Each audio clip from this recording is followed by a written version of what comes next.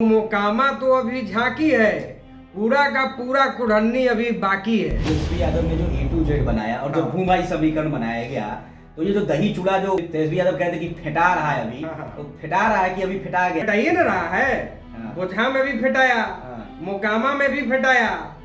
अब आगे देखना है कुढ़न्नी में फेटाता है कि नहीं फेटाता है। महागठबंधन अगर मुझे कुढ़न्नी से अपना उम्मीदवार बनाती है तो मैं 30,000 प्लस वोटों से कुढ़न्नी में चुनाव जीतूंगा। और यहाँ पे बीजेपी का सुपड़ा साफ, तो समाजवाद को मानने वाले हैं, सबको साथ में लेकर चलने वाले लोग हैं। ना हम जो है जात पात करते हैं, ना हम लोग हिंदू मुस्लिम करते हैं। हम लोग तो विकासवाद की राजनीति करते हैं, नए बिहार के लिए लड़ते हैं, नए कुढ़न्नी के लिए लड़ते हैं, भ्रष्टाचार मुक्त समाज के लिए लड़ते हैं। श्री बाबू के बाद अगर कोई उतने विजन के साथ अगर कोई नेता काम कर रहा है तो वो तेजस्वी जी काम कर रहे हैं, जो विकास की राजनीति के चर्चे कर रहे हैं। आप पिछले 3-4 वर्षों का आप देखिए, बिहार में विकास की राजनीति, बिहार में रोजगार की चर्चा बंद हो चुकी थी। और तेजस्वी यादव जब से डिप्टी सीएम बने ही आए हैं और रोजी रोजगार की चर्चा होने लगी है, विकास की चर्चा होने लगी है बिहार की। उनके बाद सब नेता लोग बोलना शुरू किए हैं कि विकास की राजनीति बिहार में होनी चाहिए। नमस्कार फ्रेंड, बिहार देख रहे हैं आप, मैं हूं आपके साथ राजमोहन सिंह। बिहार की 2 सीटों पर हुए उपचुनाव, मोकामा और गोपालगंज के जो चुनाव है, यहां मुकाबला बराबरी का रहा है। दोनों ही पार्टियों ने, आरजेडी और बीजेपी ने अपनी अपनी सीटें बचा ली हैं। अनंत सिंह का दबदबा जो है वो मोकामा में कायम है, इस बात को नतीजों ने साबित कर दिया है। बीजेपी ने वहां पर सूरजभान सिंह और चिराग पासवान का सहारा लेने के बावजूद मात खाई है। वहीं बीजेपी को गोपालगंज में करीबी अंतर से जीत मिली। वहां पर आरजेडी के जो प्रत्याशी थे मोहन प्रसाद गुप्ता, उनको नुकसान जो है सबसे ज्यादा बसपा और AIMIM के जो प्रत्याशी थे, इनके जो वोट है उनके द्वारा हुआ है और बीजेपी वहां पर 2183 वोटों से जीत गई है। लेकिन इस वीडियो में बात होगी मोकामा और गोपालगंज उपचुनाव के नतीजों से एक दिन पहले बिहार की जिस सीट पर उपचुनाव की घोषणा हुई है, कुढ़न्नी की विधानसभा सीट, जो आरजेडी के विधायक अनिल सैनी की सदस्यता जाने के बाद खाली हुई, उस सीट पर उपचुनाव है। और यहां पर जो है प्रत्याशी अब दावेदारी कर रहे हैं लगातार। और चूंकि उपचुनाव की घोषणा हो गई है, 5 दिसंबर को उपचुनाव होने हैं, 17 नवंबर तक नामांकन होंगे। ऐसे में जो दावेदार हैं उनके पास अब फ्रंट बिहार की टीम लगातार पहुंचेगी। हम आज पहुंचे हैं नीलाभ कुमार के पास। सबसे पहले बहुत बहुत स्वागत है आपका फ्रंट बिहार पे। पहला सवाल यही रहेगा कि महागठबंधन ने जिस तरीके से मोकामा में जीत दर्ज की है, आपने भी देखा अनंत सिंह का सिक्का चला है। मुजफ्फरपुर में जो बोचहा का उपचुनाव था उस दौरान आप राजद के लिए, महागठबंधन के लिए प्रचार भी कर रहे थे, शंभू सिंह के साथ आप दिखाई पड़ रहे थे। सबसे अनिल सैनी की विधायकी गई, हमने देखा सोशल मीडिया पर कि आरजेडी से टिकट के लिए आपके समर्थक खासा उत्साह दिखा रहे सोशल मीडिया पर। और A to Z के तहत, भूमाई के तहत जो है बोचहा का रिटर्न गिफ्ट कुढ़न्नी से मांगा जा रहा था। अब इस वक्त नीलाभ कुमार के मन में क्या चल रहा है, क्योंकि अब जो है नामांकन की तारीख तक अनाउंस हो गई है और उपचुनाव जो है 5 दिसंबर को होने हैं। देखिए, सबसे पहले तो आपने कहा गोपालगंज और मोकामा विधानसभा उपचुनाव का जो परिणाम आया है उसके बारे में आपने चर्चा की है। तो मोकामा के बारे में पहले भी मैं मीडिया के माध्यम से कह चुका था, मोकामा पूरा का पूरा अनंत में है, तो वो सीट तो जितना ही था और वहां पे कोई उसमें किंतु परंतु था नहीं। गोपालगंज को लेकर थोड़ा संशय था, तो आपने बताया कि जो है वहां पे बहुत कम मार्जिन से वहां पे गोपालगंज में गठबंधन की हार हुई है। इन तमाम चीजों के बाद वहां पे आज देखा होगा बीजेपी के कद्दावर नेता है शाहनवाज हुसैन जी, उन्होंने जो है सो आज मीडिया के माध्यम से दावा किया कि हम कुढ़न्नी उपचुनाव जो है जीतेंगे, भारी बहुमत से जीतेंगे। तो मैं आपके आज इस चैनल के माध्यम से कह देना चाहता हूं कि ये गोपालगंज नहीं, ये कुढ़न्नी विधानसभा है। और मैं ये आज आप लोगों के सामने कह देता हूं कि महागठबंधन अगर मुझे कुढ़न्नी से अपना उम्मीदवार बनाती है तो मैं 30,000 प्लस वोटों से कुढ़न्नी में चुनाव जीतूंगा।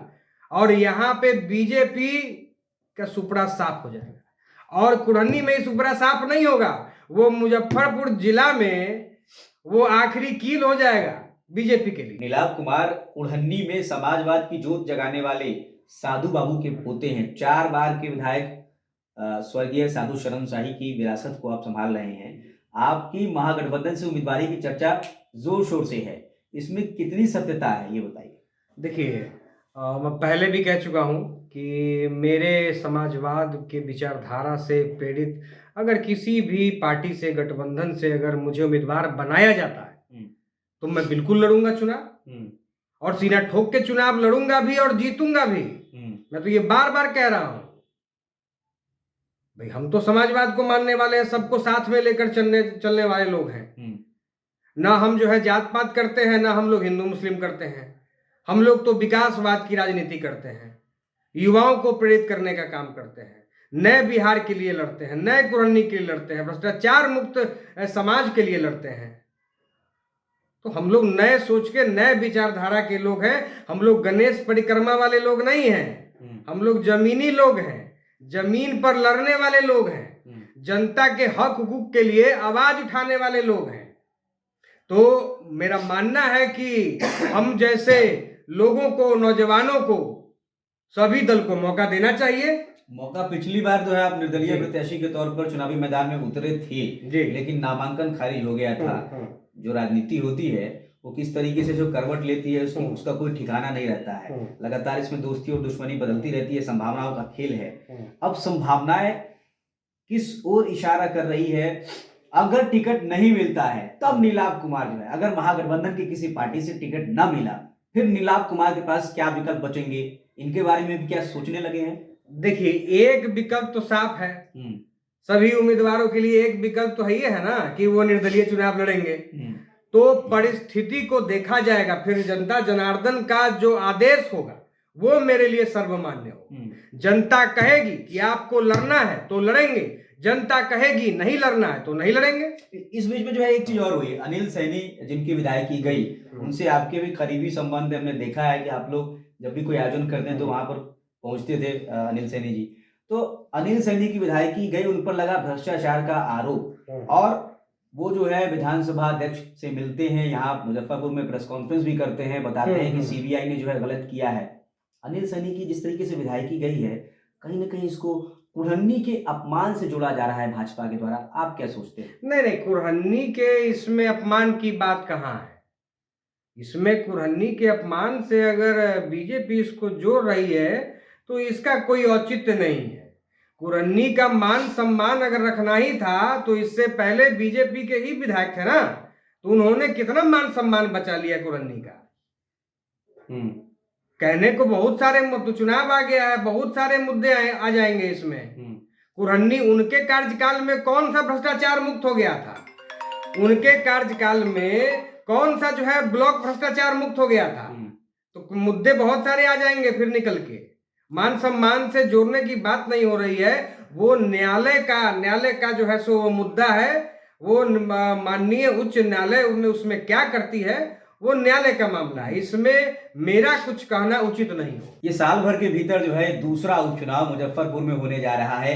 इससे पहले जब बोचहा में उपचुनाव हुआ था, उसमें मुजफ्फरपुर की जो भूमिहार पॉलिटिक्स है वो आरजेडी की तरफ मूव करती हुई दिखाई पड़ी।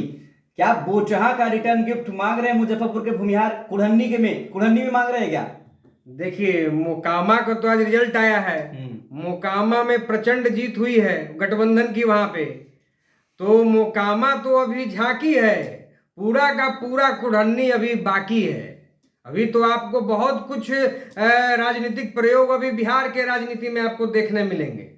युवा को चाहिए विकास की राजनीति, युवा को चाहिए रोजी रोजगार की राजनीति, युवा को अब हिंदू मुस्लिम की राजनीति नहीं चाहिए। मतलब तेजस्वी यादव ने जो A to Z बनाया और जो भूमाई समीकरण बनाया गया, तो ये जो दही चूड़ा जो कह रहे थे तेजस्वी यादव कहते कि फेटा रहा है अभी, तो फेटा रहा है कि अभी फेटा गया है? तो फेटाइए ना रहा है। बोचहा में भी फेटाया, मोकामा में भी फेटाया, अब आगे देखना है कुढ़न्नी में फेटाता है कि नहीं फेटाता है। तो अभी पूरा का पूरा झांकी तो अभी देखना बाकी है कि कुढ़न्नी में क्या होगा।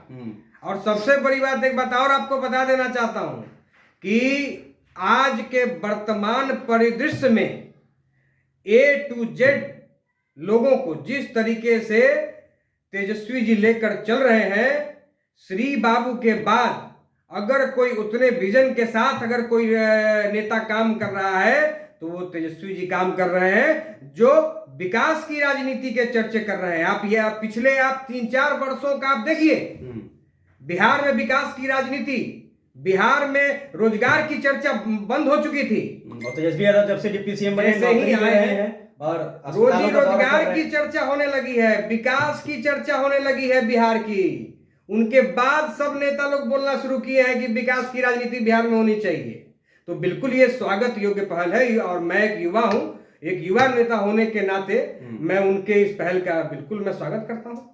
चलिए तो नीलाभ कुमार हैं, 4 बार इनके दादाजी कुढ़न्नी से विधायक रहे, स्वर्गीय साधु शरण शाही, और उनकी विरासत को आगे बढ़ाने का जिम्मा इन्होंने अपनी कंधों पर लिया है। और पिछले चुनाव में 2020 में जो विधानसभा चुनाव हुए थे, उस वक्त इन्होंने चुनाव लड़ने की ठानी थी और चुनाव में उतरे भी थे निर्दलीय प्रत्याशी के तौर पर, लेकिन नामांकन जो है आखिरी वक्त में खारिज हो गया था और चुनाव नीलाभ कुमार नहीं लड़ पाए थे। लेकिन वोट बैंक के लिहाज से और समीकरण के हिसाब से जो है अगर देखा जाए तो, क्योंकि भूमिहार वोटर भी अच्छी खासी संख्या में है कुढ़न्नी में, तो आरजेडी के प्रत्याशी के तौर पर दावेदारों में जो है इनकी भी चर्चा है महागठबंधन से। और नीलाभ कुमार से हमने बातचीत की। अब कुढ़न्नी उपचुनाव को लेकर जो है तारीखों का ऐलान हो चुका है, 17 नवंबर तक इसके लिए नामांकन होना है और 5 दिसंबर को वोटिंग होनी है। तो अब कुढ़न्नी उपचुनाव को लेकर जिस तरीके से तैयारियां जो है वो तेज कर दी गई है, तो फ्रंट बिहार भी अब लगातार आपको मैदान में दिखाई देगा और हम फील्ड पर उतरेंगे और अलग अलग प्रत्याशियों से भी बातचीत होगी, साथ ही कुढ़न्नी की जनता से भी बातचीत होगी और ये जानने की भी कोशिश रहेगी कि अनिल सैनी पर जो भ्रष्टाचार के आरोप लगे और जिस तरीके से वो विधायक से वो विधायक हुए, क्या उससे कुढ़न्नी का अपमान हुआ या नहीं, जैसा कि बीजेपी कह रही है। बने रहिए फ्रंट बिहार के साथ। नमस्कार।